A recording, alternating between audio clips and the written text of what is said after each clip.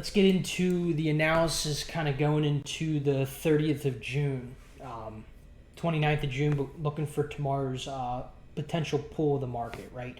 So what we're looking at here is the 4-hour chart. So we see a big bearish move down, and we kind of see this bullish push up here, and it's starting to die down in my opinion. Obviously, we're still in a fairly good uptrend as far as the high time frames go. But what we're kind of noticing here is a strong resistance in this whole area, right? It's kind of where price pulled up today and failed to kind of continue out of that zone. So keeping that in mind, right? Let's dive into the 15-minute chart here.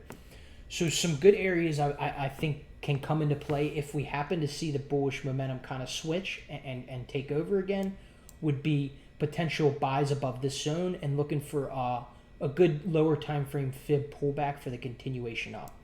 Same thing down here. Something's telling me we're going to see this kind of come into play before this, but pretty much anticipating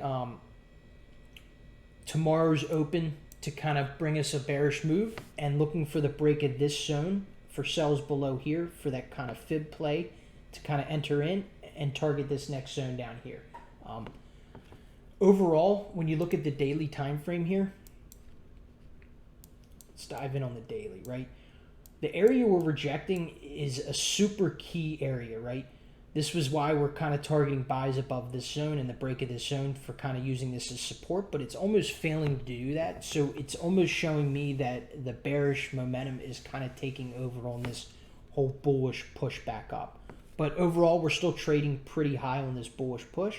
So really, we're looking at the break of this structure here to kind of target that back down into here. Not saying we're going to see this in the whole day. We have NFP coming up at the end of the week, so volume could be a little bit less kind of leading into it. But if they are anticipating good news, I do anticipate seeing a pullback before we would see a big push up, right?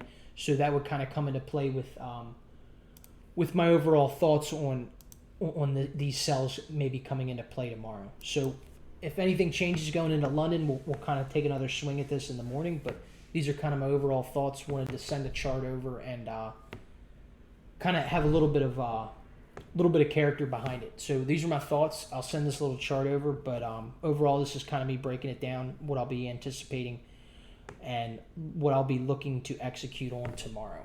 So let's keep that in mind and let's crush it.